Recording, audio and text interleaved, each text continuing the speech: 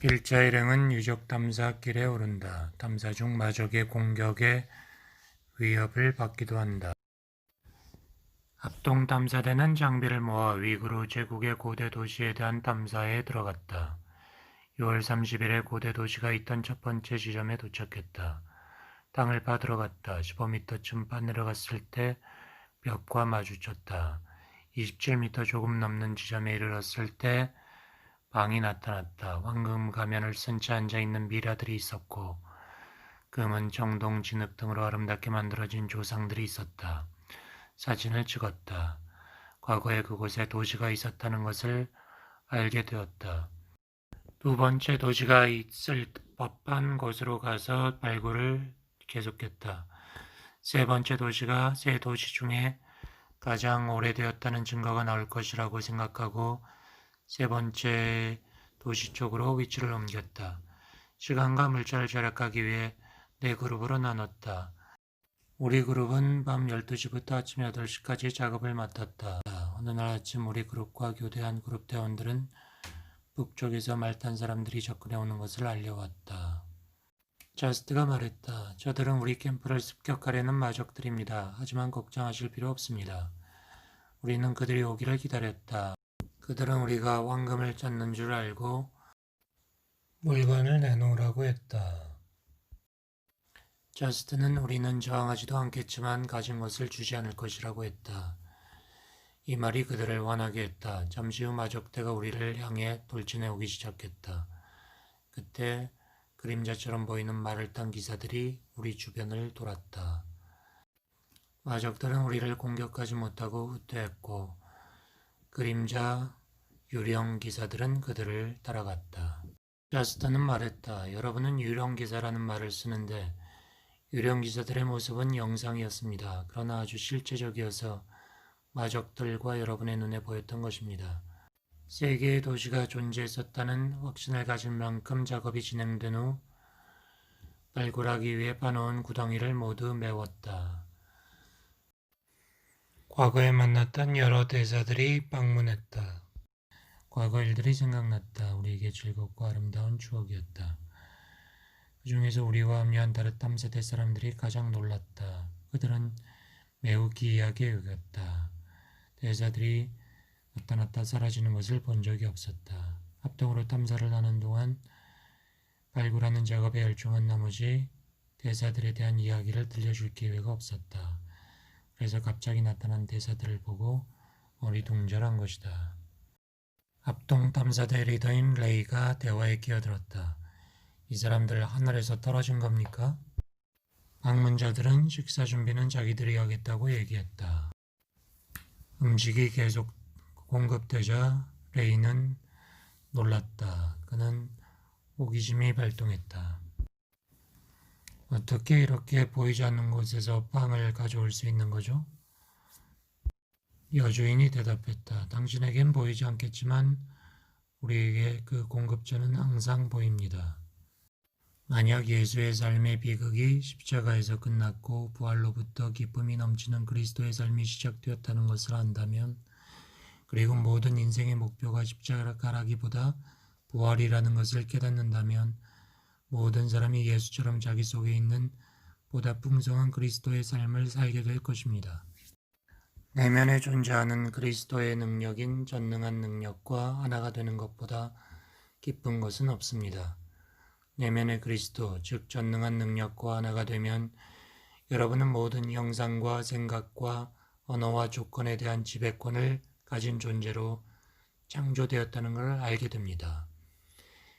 이러한 삶을 살게 되면 모든 필요가 충족되고 이렇게 사는 것이야말로 진정한 과학적 삶이라는 것도 알게 됩니다. 예수께서는 오병이어의 기적을 보이셨죠. 만약 여러분이 예수의 삶에서와 같은 기쁨과 만족을 경험하고자 한다면 그의 이상과 조화를 이루고 그가 행한 것처럼 법칙에 따라야만 합니다. 평안히 앉아있지 못하고 어떻게 먹을 것을 얻을 수 있을까 하면서 안절부절할 필요는 없습니다. 예수는 자기 손에 들려진 적은 양의 음식을 들고 감사하고 축복했습니다. 그러자 음식은 모든 사람이 먹을 정도로 불어났습니다. 인간이 내면의 목소리를 거부하고 빗나가기 전까지는 삶이 고통스러운 것이 아니었습니다. 따라서 다시 돌아서서 내면의 목소리에 귀 기울이게 되면 일하는 것이 고통이 아니라 창조의 기쁨이 될 것입니다. 내면의 목소리에 순종하면 창조의 즐거움이 넘치는 세계로 들어가 필요한 것들을 주님의 법칙, 하나님의 말씀으로 창조해내는 삶을 살게 됩니다. 그러면 자신은 하나님의 말씀을 통해 만물의 원천인 실체 세계에서 활동하고 있으며 쌍념으로 품고 있는 모든 이상을 눈에 보이는 현실로 구체화할 수 있음을 알게 됩니다. 예수께서도 이런 방법을 통해서 한 걸음 한 걸음 깨달음의 경지를 향해 올라가서 자기의 내면에 있는 그리스도가 모든 제한된 육체적 생각을 넘어서는 초월적 존재임을 입증했습니다. 이러한 상태가 되면 일하는 것이 즐거움이 됩니다. 예수는 진정한 영적인 삶은 즐거움이 넘치는 삶이라는 것을 보이셨습니다. 육체적인 제약된 생각을 넘어섬으로써 존귀와 영광의 옷을 입었으며 어린아이같이 자유로운 존재가 되었습니다. 세상 사람들은 모두 예수와 같이 기쁨과 지복의 상태에 들어가는 것을 추구하고 있습니다만 그들은 자신들이 진정으로 무엇을 찾고 있는지 깨닫고 있지 못합니다. 사람들은 이기적인 동기를 가지고 구하는 것은 잃게 된다는 법칙을 무시하고 자신의 욕망을 충족시킴으로써 만족을 얻으려 하고 있습니다. 그러나 이기적인 욕망을 버림으로써 외적인 자아가 죽는 것이 영적으로는 참자아가 고양되는 것이라는 것을 깨닫게 될 것입니다. 여러분은 인간의 한계에서 하나님의 기회가 시작된다는 것을 알아야 합니다. 오늘 보신 일들은 바로 그 하나님의 기회가 표현된 것뿐입니다. 여러분에게는 하나님의 모든 선하고 완전한 선물을 받을 권리가 주어져 있음을 알고 하나님, 즉 여러분 자신의 신적인 본성을 깨달아야 합니다. 신과 분리되어 있다고 생각하면 신과 분리된 삶을 살게 됩니다. 삶의 기쁨이 넘치는 세계로 들어가기 위해서는 생명과 기쁨을 추구해야 하는데 그때 추구하는 생명은 자신만을 위한 것이 아니고 인류에게 풍성함과 기쁨을 주는 생명이어야 합니다. 부인은 레이를 돌아보며 말했다. 예수께서는 하늘의 법칙이 이 땅에서도 이루어진다고 가르쳤습니다. 여러분은 오늘 극히 미미하게나마 그 법칙이 이루어진 것을 목격하였습니다. 이 법칙은 매우 정확하고 과학적입니다. 하나님의 영상이 와드린 인간 속에는 아버지인 하나님의 영이 간직되어 있습니다. 원하기만 하면 창조자인 아버지의 법칙을 사용하여 자기가 필요로 하는 모든 것을 현상세계로 불러올 수 있습니다. 방문객들은 처음에 텐트 입구에 나타났던 한 사람을 제외하고 모두 일어나 사라졌다. 레이는 남아있는 사람에게 이름을 물었다. 바게트 아일랜드라고 대답했다. 당신도 방금 우리가 본 것처럼 중력의 법칙이나 다른 물리 법칙을 무시하고 눈에 보이는 교통수단도 없이 마음대로 왔다 갔다 합니까? 우리는 어떤 법칙도 무시하지 않고 인간이나 하나님의 법칙을 조금도 해하지 않습니다. 우리는 자연과 하나님의 법칙에 따라 행동합니다. 우리가 사용하는 교통수단이 눈에 보이지 않을지 몰라도 우리 눈에는 보입니다. 여러분이 혼란스러워하는 것은 보지 못하기 때문입니다. 보지 못하기 때문에 믿지도 못합니다. 그러나 우리는 그것을 보고 믿으며 알고 있으며 사용할 수 있습니다. 여러분의 눈이 열려서 그것들을 보고 알고 사용할 수 있게 되면 우리가 사용하는 법칙보다 확실한 법칙도 없으며 이 법칙이 지금 여러분이 사용하는 법칙보다 인류에게 유용한 법칙임을 알게 될 것입니다. 젠더제는 말하기를 남아있던 그 사람은 우리가 물자를 보충하기 위해 돌아가는 길에 자기 마을에 들려달라고 초청하기 위해서 온 것이라고 했다. 그 시기에는 그 사람이 사는 마을을 거쳐서 가는 것이 지름길이라고 했다. 우리는 그의 초청을 받아들였다. 합동 탐사는 계획대로 끝났다. 다음 날 아침 탐사 본부가 있는 곳으로 돌아갈 준비를 했다. 본부에 가서는 합동 탐사대를 해산하고 우리 11명의 대원을 제외한 모든 수행원들도 고향으로 돌아갈 예정이다. 나를 포함한 4명의 대원은 친구 대사들의 초청을 받아들여 지난 겨울을 난 그들의 마을로 돌아가기로 했다. 출발 전날 해지는 모습을 보며 서 있는데 어느 대원이 문명과 종교는 얼마나 오랜 역사를 지니고 있는 것인지 그 둘은 얼마나 오랜 세월을 병존한 것인지 신기하다고 했다. 제스트가 말했다.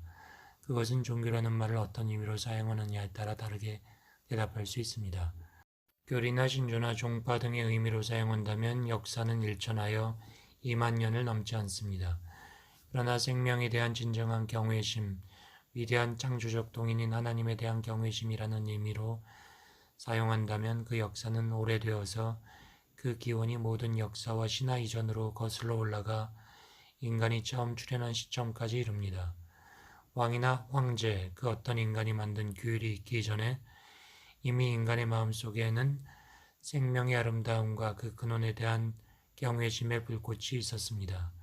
순수한 영혼 속에서 타오르고 있는 그 불꽃은 오랜 세월 꺼지지 않고 빛을 비춰왔으며 앞으로도 타오를 것입니다.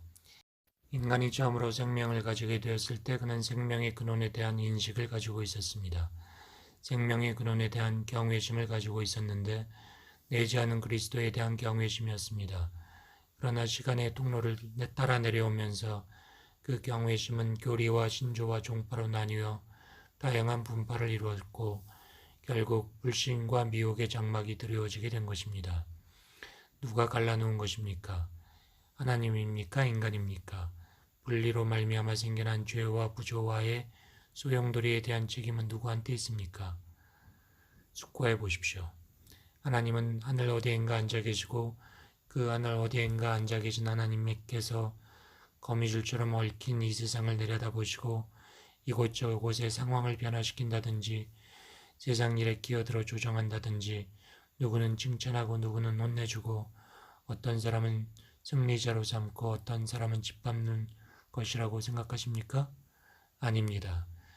진정한 생명의 수요자라면 전지전능하고 만물 속에 두루 편지해 있어야 하며 자기의 생명을 만물에게 골고루 부어줘야만 할 것입니다. 하나의 형태에서 출발하여 이 형태 저 형태로 바꿔가면서 이 진리를 표현하더라도 마지막에 도달하면 처음 형태와 마지막 형태가 하나의 주기를 이루게 되어 시작도 없고 끝도 없는 것이 되어버리고 맙니다. 진리를 표현하는 다양한 형태는 공통의 근거와 전제를 가지고 있기 때문입니다. 당신들은 죽음을 극복하고자 하는 것입니까? 아닙니다. 우리는 죽음을 극복하고자 하는 것이 아니라 생명을 이보다 더 풍요롭게 함으로써 죽음 자체를 초월하고자 하는 것입니다. 우리에게는 보다 더 풍성해지는 생명만이 있기 때문에 죽음이란 존재하지 않습니다. 예수께서는 당신의 동료들과 함께 거하십니까? 아닙니다. 예수는 우리와 함께 거하지 않습니다. 그분은 자기와 동일한 상념을 품은 자들에게 이끌려 가십니다. 따라서 우리가 그분과 동일한 상념을 품으면 그때 우리에게 오십니다. 예수는 다른 모든 위대한 영혼들이 그런 것처럼 다른 사람을 늘 섬기고자 하십니다.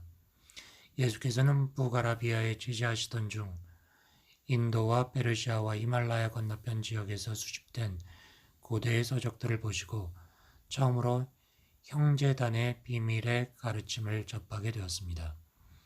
그 가르침은 이미 자신이 가지고 있던 확신을 확고하게 해주었습니다. 즉, 각 사람 속에 내재하는 그리스도를 통해 표현된 하나님이야말로 진정한 생명의 신비라는 사실을 확고히 믿게 된 것입니다. 그래서 개인을 통해서 표현되는 하나님만을 섬겨야 한다고 인식했습니다. 그 사실을 세상에 밝히 드러내기 위해서 그들이 섭섭해할지라도 자기를 가르쳐준 스승들로부터 떠나야만 한다는 것도 알았습니다.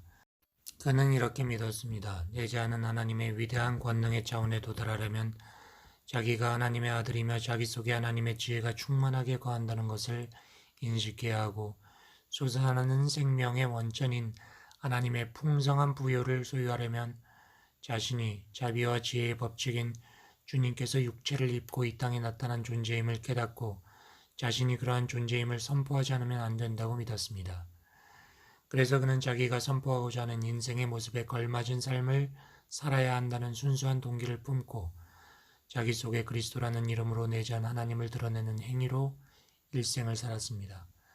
예수께서 일어나 자기 속에 거하는 그리스도는 모든 사람 속에 내재하고 있으며 천상의 목소리가 신을 사랑하는 아들이라고 선언했을 때 그것은 다른 모든 사람들도 하나님의 자녀이며 상속받을 형제라고 선언한 것이라고 담대하게 선포했습니다. 이런 신기호는 그가 세례를 받을 당시 하늘이 열리고 성령이 비둘기같이 내려와 그의 머리 위에 머물렀을 때 열렸습니다. 그는 더 나아가 모든 인간이 육체로 나타난 하나님이라고 했습니다. 예수는 무지가 죄의 원인이라고 가르쳤습니다. 그는 죄사함을 받기 위해서는 인간은 죄를 용서하고 모든 불화와 부조화를 치유할 수 있는 능력을 가지고 있다는 것을 깨달아야 한다는 것을 알았습니다. 죄를 용서해 주시는 것은 하나님이 아닙니다. 왜냐하면 하나님은 인간의 죄나 질병이나 부조화와는 관계가 없기 때문입니다. 죄와 질병과 부조화는 인간이 만들어낸 것입니다. 따라서 인간만이 그것을 없애거나 용서할 수 있습니다. 예수는 또 창조의 원리인 하나님의 마음과 창조의 원리와 자신과의 관계에 대해 이해가 부족하거나 무관심한 것이 무지라는 것도 알았습니다. 온갖 지식을 겸비하고 세상사에 통달했을지라도 자기 속에 살아있는 하나님인 그리스도를 인식하지 못하는 것은 자기 생명을 주관하는 가장 중요한 요소에 대해 무지한 것입니다. 예수는 이것을 깨닫고 누구에게나 똑같은 사랑을 베푸시는 공정한 하나님 아버지께 병을 고쳐달라고 하거나 죄를 용서해달라고 하는 것은 모순된 이름을 알았습니다. 그래서 그는 질병은 죄의 결과이기 때문에 질병 치유를 위해서는 죄의 용서가 진행되어야 한다고 가르쳤습니다. 질병은 많은 사람들이 생각하고 있는 것처럼 하나님의 심판이 아닙니다. 질병은 자기의 실상에 대한 인간의 오해에서 비롯된 것입니다. 예수께서는 7번씩 70번이라도 용서해 주라고 했습니다. 그것은 완전히 용서하여 용서의 행위가 보편적인 것이 되어야 한다는 뜻입니다. 그는 또 어떠한 부조화한 상황과 만나더라도 진리로 대하고 용서하겠다고 주님과 언약한 사람이 승리자이며 그런 승리자의 삶을 사는 것이 아버지의 일을 하는 것이라고 생각했습니다. 그리고 이 길 외에는 세상을 변화시켜 평화와 조화가 넘치게 할 수 있는 길이 없다는 것도 알았습니다. 너희가 형제의 죄를 용서해주면 하늘에 계신 아버지께서도 너희 죄를 사하여 주실 것이다. 여러분은 아버지가 누구냐고 물을지 모르겠습니다. 우주적인 생명, 우주적 사랑, 우주적 능력, 우주적 주권이 아버지입니다. 아버지께서는 자신이 이 모든 속성을 자신의 자녀들인 우리에게 합법적으로 상속해 주셨습니다. 누가 우월하고 열등하거나 그런 것은 없습니다. 그리스도와 함께 하나님 나라의 상속자가 되었다는 것은 모두가 그리스도와 동등한 축복을 받았다는 것입니다. 사람들은 우리를 예수와 대등하다고 생각하는 교만한 사람이라고 생각합니다. 그러나 그것은 함께 상속자가 되었다는 말을 이해하지 못한 결과입니다. 함께 상속자가 되었다는 말은 같은 능력과 같은 정도의 깨달음에 도달할 가능성을 가지고 있다는 것이지 현재 수준에서 동일하다는 것은 아닙니다. 우리는 모두 예수께서 하나님이 모든 자녀들과 당신의 진정한 제자들에게 약속하신 모두가 자기와 같이 하나님의 분깃을 나누어 받은 형제들이라는 말씀을 이해하고 있습니다. 예수는 인간이 온전하게 될 수 있다는 것을 분명히 아시고 온전하라고 요구했습니다. 그러나 대부분의 사람들은 자기들은 결코 온전하게 될 수 없다고 생각합니다. 그들은 예수는 하나님이었기 때문에 인간이 할 수 없는 일을 했다고 말하면서 예수처럼 될 수 없다고 말합니다. 그러나 예수는 중요한 것은 자기가 신적인 존재라는 것을 아는 깨달음이라고 말하였습니다. 일상적으로 생각할 때 우리가 뭔가에 대한 진리를 깨닫게 되면 이전까지의 무지에서 해방됩니다.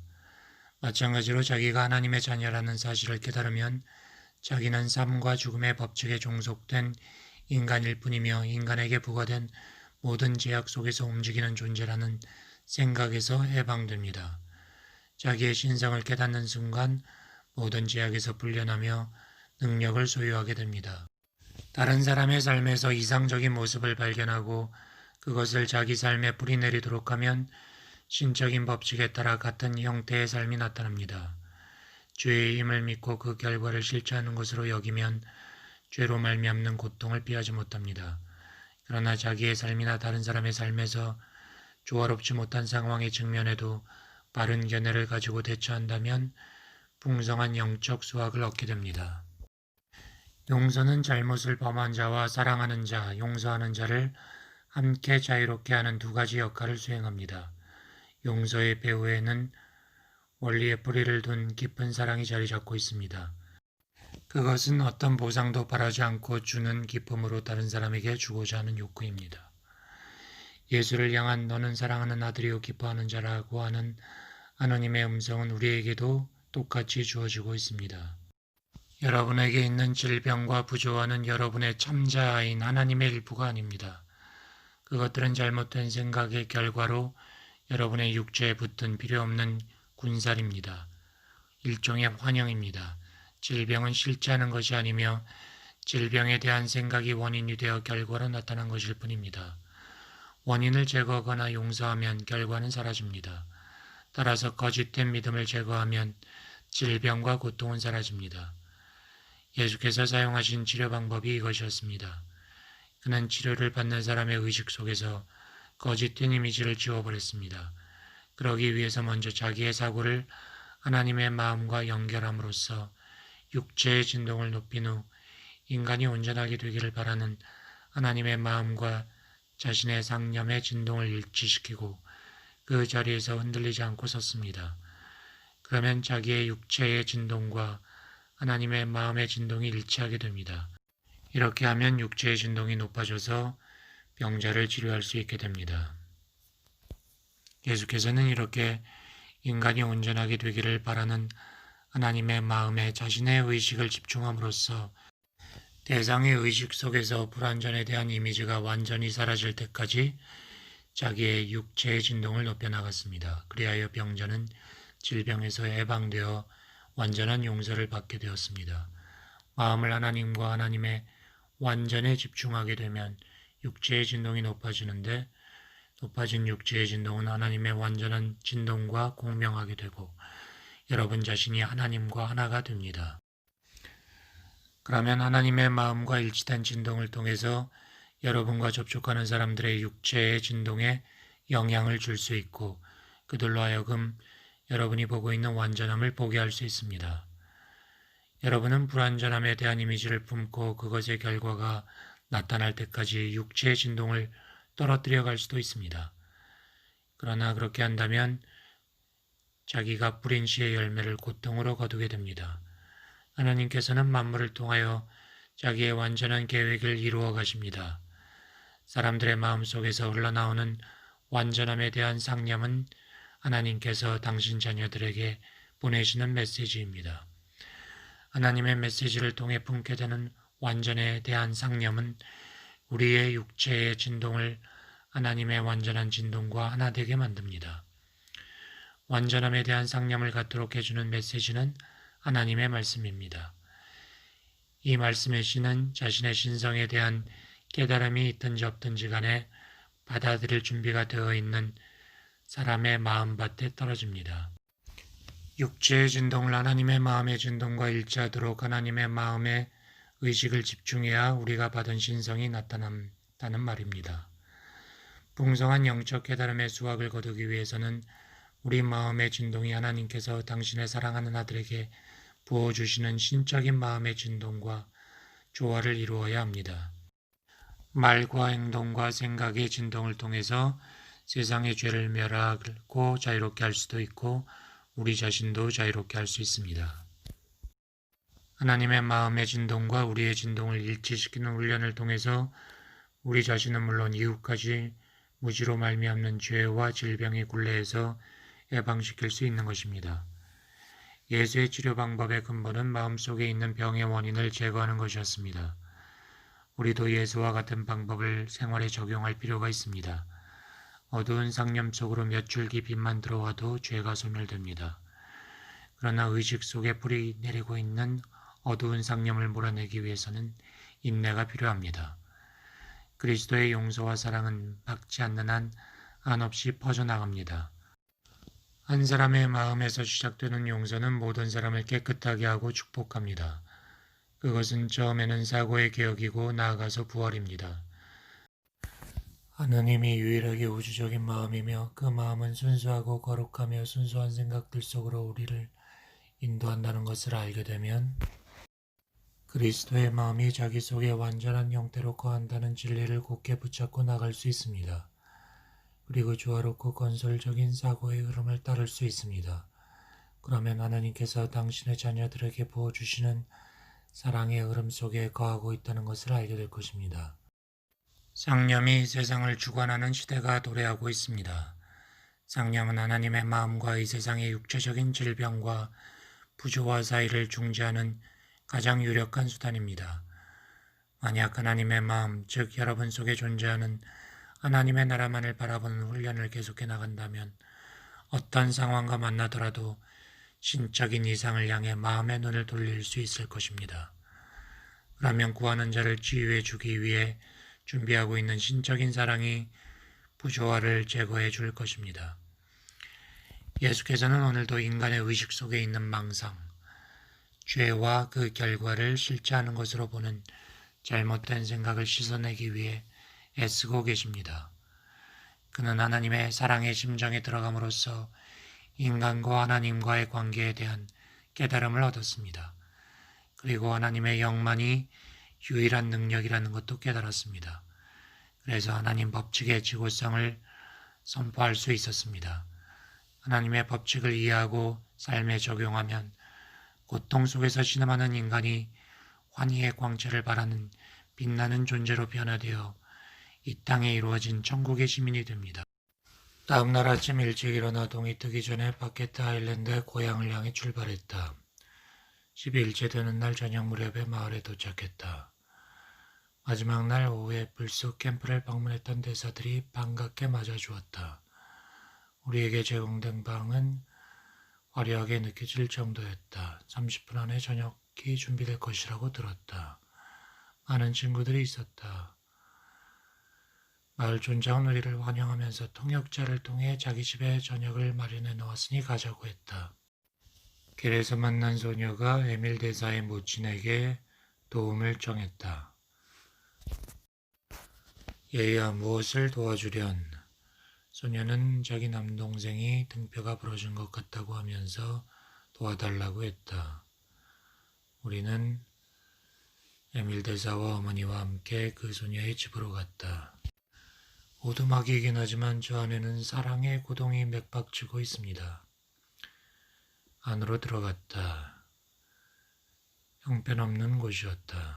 얘야, 너는 동생을 참 사랑하는구나. 예, 저는 동생을 사랑해요. 그리고 저는 모든 사람을 사랑해요. 네가 동생을 그처럼 사랑한다면 너도 동생이 낫도록 도와줄 수 있단다. 에밀 대사의 모친은 소녀가 양손을 동생의 얼굴에 얹어놓게 했다. 자신은 한 손을 소녀의 이마 위에 얹어놓았다. 그러자 아이가 밝아졌다. 얼마나 튼튼하고 아름답니. 바로 곁에 있던 나는 그가 일어나는 것을 도우려고 손을 내밀었다가 전기가 감전된 것을 느꼈다. 그는 가볍게 일어났다. 죄송합니다. 저에게 큰 힘이 흘러나가는 것을 잠시 깜빡했군요. 방은 밝아졌다.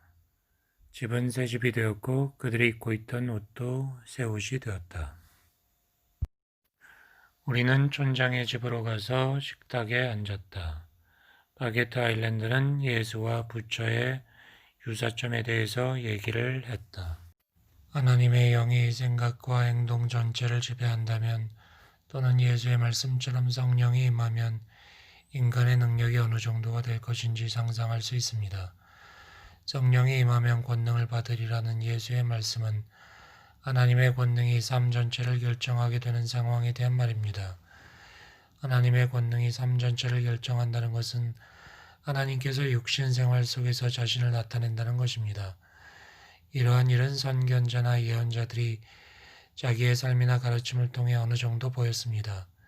그들은 자신들이 깨달은 만큼 자신의 삶을 통해 하나님을 드러낸 것입니다. 하나님으로부터 오는 계시를 통해 참다운 이상을 품고 충실하게 그 이상을 따른 사람들은 고상한 인격과 순수한 영혼 그리고 고결한 도덕성을 성취했습니다. 그렇게 앞서간 사람들의 뒤를 따라 그들이 품던 이상을 자기의 이상으로 삼고 정진해 나가는 사람들도 선배들이 성취한 삶을 이루어낼 수 있습니다. 그러나 성자들 중에서 하나님께서 당신의 자녀들을 위해 예비한 궁극적 완전에 도달했다고 주장한 사람은 없습니다. 예수도 이렇게 말했습니다. 나를 믿는 자는 내가 행하는 일을 그도 할 것이요 나보다 더 큰 일도 할 것이다. 그럼에도 예수께서는 하늘에 계신 너희 아버지께서 완전한 것 같이 너희도 완전하라고 말했습니다. 하나님의 자녀들은 신화적 존재가 아닙니다. 그들의 삶과 행위는 시대를 거쳐오면서 많은 사람들의 가슴 속에 분명한 감명을 주었습니다. 그들의 삶과 인간됨에 관심이 있는 사람이라면 그들의 가르침이 진리인지 아닌지 자기의 삶에 적용해 보는 것이 현명한 일입니다. 이 위대한 성현들에 의해 실현된 이상은 다른 모든 진정한 위인들의 삶도 지배했습니다. 위대한 종교들은 모두 위대한 성현들의 삶에서 비롯된 것입니다.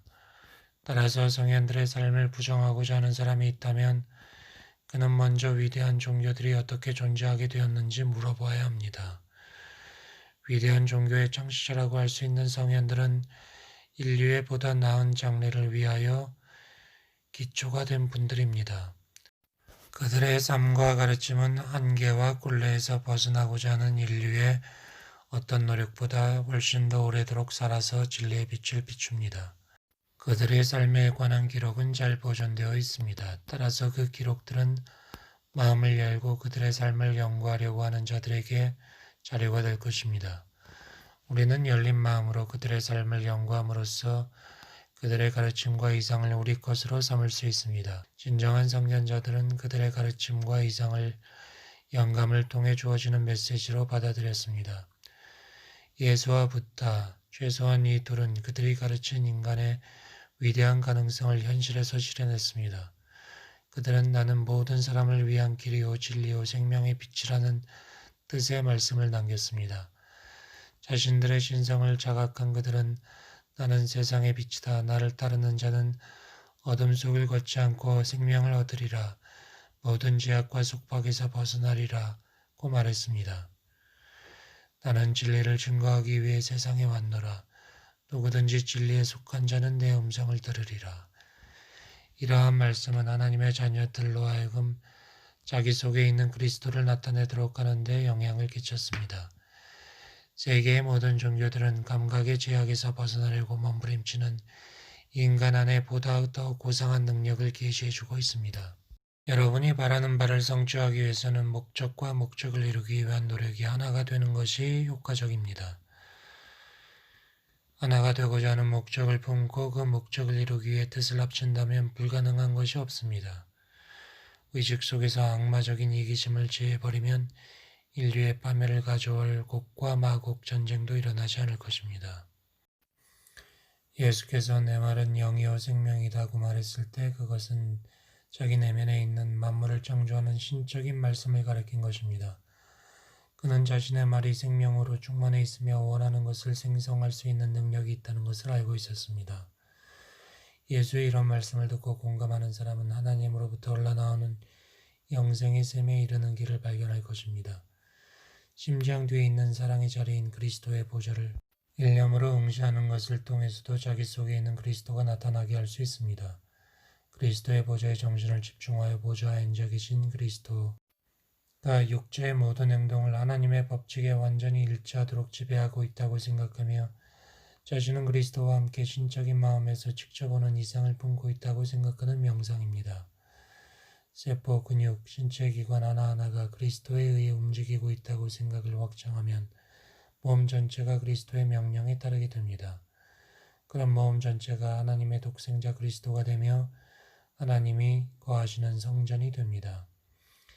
여러분은 그리스도의 보좌로부터 신체의 각 신경총에 긍정적이고 사랑이 넘치며 두려움을 모르는 능력의 메시지를 보낼 수 있습니다. 그리하여 신과 하나 된 존재가 되어 육체적인 욕망이나 불순한 것이 존재하지 못하게 합니다. 이것은 그리스도 속에 잠긴 상태입니다. 그리스도 안에 있는 생명의 성령이 여러분을 하나님의 성전으로 만듭니다. 그러면 이제는 아버지, 모든 것 속에서 당신의 완전한 자녀인 그리스도를 보게 하소서 라고 기도하며 그리스도를 축복할 것입니다. 여러분 내면의 그리스도를 실현해낸 다음에는 금이 필요하다고 손을 내밀면 금이 생겨납니다. 이렇게 말하고 나서 바게트 아일랜드는 자기 손을 내밀었다. 금이 나타났다. 만일 타인을 돕고자 한다면 타인 속에 있는 그리스도를 볼 수 있어야 합니다. 타인 속에 있는 그리스도에게 얼굴을 마주보고 말하듯 말해야 합니다. 또 당면한 문제나 어떤 사물에 대해 명확한 견해를 갖고자 한다면 여러분 속에 있는 그리스도가 사물이나 문제에 보이지 않는 혼에게 직접 묻도록 해야 합니다. 사물이나 문제가 가지고 있는 혼에게 스스로에 대해 이야기하도록 해야 한다는 말입니다. 하나님의 완전한 계획이 이루어지기 위해서는 나무나 꽃이나 풀도 필요하지만 하나님의 자녀들이 필요합니다. 하나님의 자녀들은 하나님께서 원하시는 것이 실현되도록 하나님의 뜻에 협력해야 합니다. 그래야만 하나님의 뜻이 이루어집니다. 인간이 하나님의 완전한 계획에서 이탈함으로써 세상이 조화와 균형을 잃고 그 결과 하나님의 자녀들이 파멸에 이르렀습니다. 조화롭고 균형 잡힌 세상으로 만드는 것은 하나님의 자녀들 가슴 속에 있는 평안의 힘과 연합되어 있는 완전한 사랑의 상념입니다. 과거에 이 지역에 찬란한 문명을 건설했던 사람들이 사랑의 상념을 무시하고 죄와 정욕의 상념을 품었을 때 세상은 균형을 잃었고 거대한 심판의 물결이 덮쳐와 모든 사람이 죽고 그들이 이렇게 놓은 문명도 파괴되어 버리고 말았습니다. 그 당시 사람들은 오늘날보다 놀라운 문명을 이룩했습니다. 그러나 하나님께서 인간의 생각을 강제로 움직이지 않으실 뿐 아니라 인간 대신 세상의 균형을 잡아주지도 않습니다.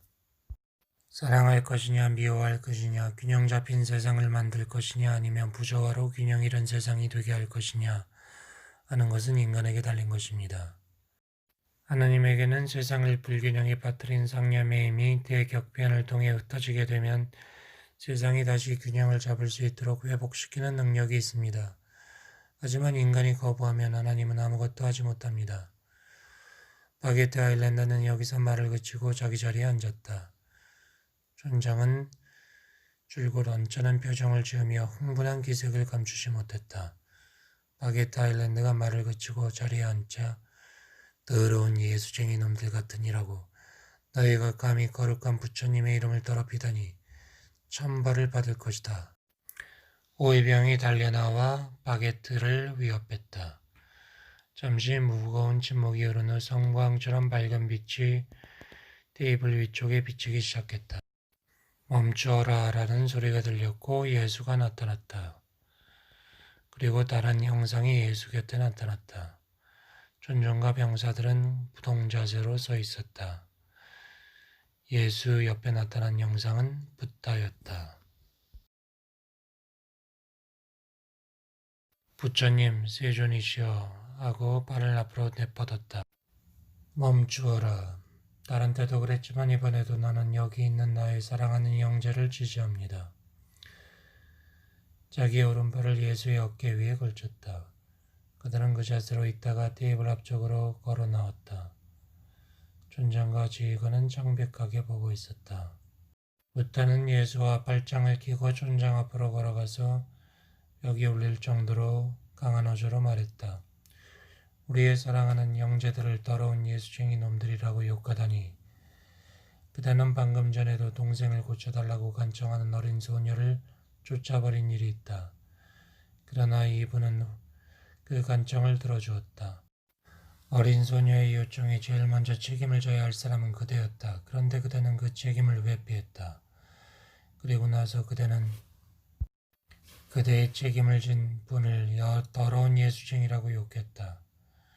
아이가 어떻게 회복했는지 봐라. 오두막이 어떻게 변했는지 봐라. 그대나 다른 누구도 해치지 않는 사람들을 더러운 예수쟁이라고 했다. 그러면서 어찌 부처의 제자라고 이 사원의 주지 노릇을 하고 있는가. 형제여, 나는 형제를 심판하지 않는다. 형제를 심판하는 것은 형제 자신일 뿐이다. 그대는 칼을 쓰는 것도 빠르지만 뉘 주는 것도 빠르군. 기억하라. 그대가 다른 사람을 판단하고 정죄하는 것은 자신을 판단하고 정죄하는 것이다. 우리는 인류 전체의 선과 형제를 이루기 위한 공동의 목적을 가지고 있습니다.